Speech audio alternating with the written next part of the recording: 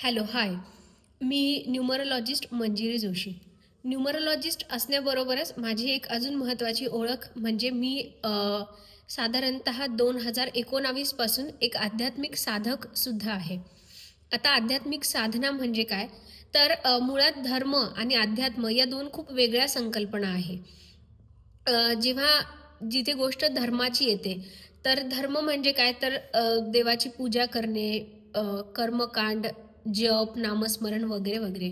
पण अध्यात्म ही त्याच्यापेक्षा खूप मोठी आणि खूप ब्रॉड संकल्पना आहे, की जिथे व्यक्ती सगळ्यात जास्त काय करायला प्राधान्य देतो, तर तो स्वतःवर काम करायला प्राधान्य देतो.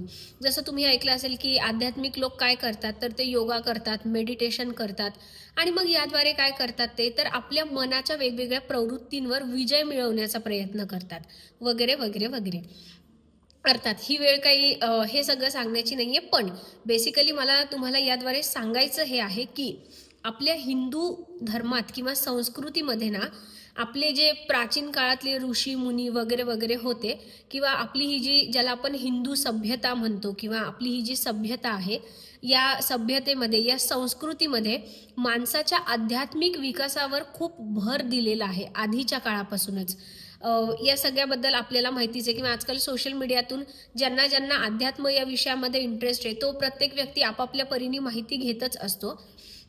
पण या सगळ्याबरोबर सांगण्यासाठी महत्वाची गोष्ट ही, की माणसाचा आध्यात्मिक विकास घडावा, तो घडण्यासाठी त्याला एक पोषक वातावरण मिळावं, एक अनुकूल वातावरण मिळावं, म्हणून आपल्या हिंदू सभ्यतेत किंवा संस्कृतीत वेगवेगळ्या तीर्थस्थानांची अ, रचना केली गेली आहे. म्हणजे काय? तर हे स्थान असे आहेत, की जिथे माणसाला त्याचा आध्यात्मिक विकास करता यावा यासाठी पोषक असं काही बऱ्याच गोष्टी तिथे निर्माण झालेल्या आहे. मग जसं तिथे समजा आता आपण जर बनारस या शहराबद्दल बघितलं, तर तिथे नदी आहे, गंगा नदी आहे. गंगा नदीच्या किनारी काशी विश्वेश्वराचं पॉवरफुल असं ज्योतिर्लिंग आहे. देवीचं शक्तिपीठ आहे. त्यानंतर वेगवेगळ्या प्रकारची खूप मंदिरं तिथे आहेत. म्हणजे असं म्हटलं जातं, की बनारस शहरामध्ये 72,000 मंदिरं पूर्वी होती. मग 72,000च का? त्याचं कारण आहे आपल्या शरीरामध्ये 72,000 नाड्या आहेत. आणि मग या प्रत्येक मानवी शरीराच्या संरचनेशी संलग्नित किंवा मानवी शरीराच्या काय म्हणता येईल अनुकूलतेसाठी, दीर्घायुष्यासाठी, माणसाला मनःशांती मिळावी, सुख समाधान मिळावं, त्याची शारीरिक प्रगती व्हावी, अशा प्रकारची त्याची सर्वांगीण भौतिक प्रगती व्हावी, अशा सर्वांगीण प्रगतीसाठी पोषक असं वातावरण त्या बनारस शहरामध्ये निर्माण केलं गेलं होतं. आणि फक्त बनारस नाही, बनारस असंच नाही, तर मग देवीचे शक्तिपीठं असतील, 12 ज्योतिर्लिंग असतील, 4 धाम असतील, असे वेगवेगळे जे धार्मिक किंवा ज्याला आपण आध्यात्मिक असं म्हणू शकू. धार्मिक असं नाही म्हणता येणार, कारण धार्मिक ही संकल्पना खूप वेगळी आहे, अध्यात्म हे खूप वेगळं आहे. तर आणि आजकाल आपण बघतो, की जे परदेशी पर्यटक आहे, ते सुद्धा या अध्यात्माच्या शोधात, या कुतूहलापोटी आपल्याला भारत देशात किंवा या आध्यात्मिक स्थळी येताना दिसतात. आपण सोशल मीडियावर बघतो, की बनारसच्या गंगा आरतीला किंवा हरिद्वारच्या त्या हर की पौडीला गंगा आरतीसाठी खूप विदेशी पर्यटक येतात. कारण की भौतिकतेनंतर काय? भौतिक जगाचा अनुभव तर प्रत्येक जण आपापल्या परीने घेतो, आपापल्या आर्थिक परिस्थितीनुसार. पण एका मर्यादेनंतर त्या भौतिकतेनंतर पण पुढे काय आहे याचं कुतूहल माणसाला खूप पूर्वीपासून राहिलेलं आहे. आणि म्हणूनच हे कुतूहल शमवण्याच्या दृष्टीनेच आपल्या मागच्या जे काही ऋषीमुनी किंवा ही आपली सभ्यता संस्कृती आहे, यांनी अशा आध्यात्मिक स्थानांची निर्मिती केलेली आहे. यातलेच म्हणजे पण आता काय झालेलं आहे ना, काळाच्या ओघामध्ये हे आध्यात्मिक स्थळ नुसते पर्यटन स्थळ बनून राहिलेले आहेत. फार निवडक असे लोक आहेत, की जे खरंच या आध्यात्मिक स्थळांवर जाऊन खरंच तिथल्या आध्यात्मिक ऊर्जेची अनुभूती घेऊ शकतात. आणि दुर्दैवाने हे घडताना दिसत नाही.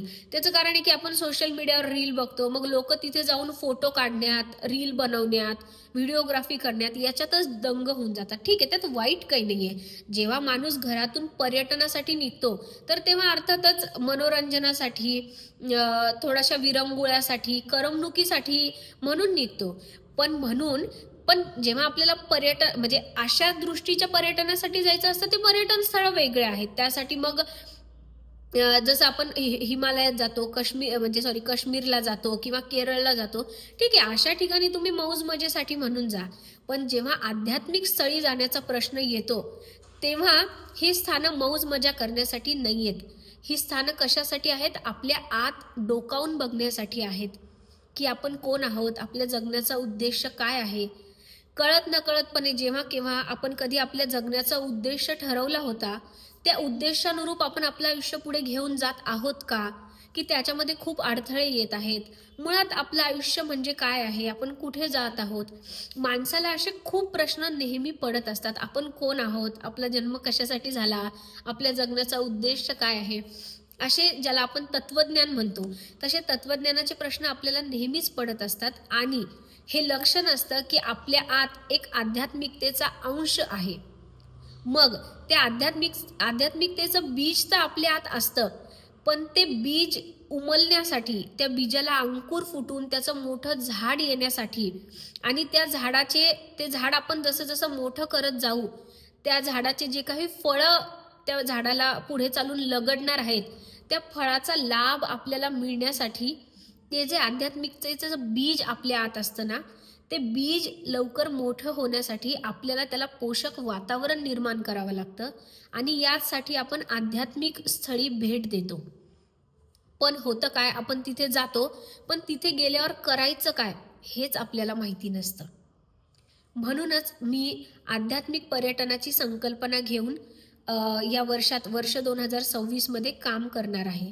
तुमच्यापैकी ज्याला कोणाला आपला आध्यात्मिक विकास करण्याची इच्छा आहे, तुम्ही ते सगळेजण माझ्याशी या माध्यमातून जोडू शकता.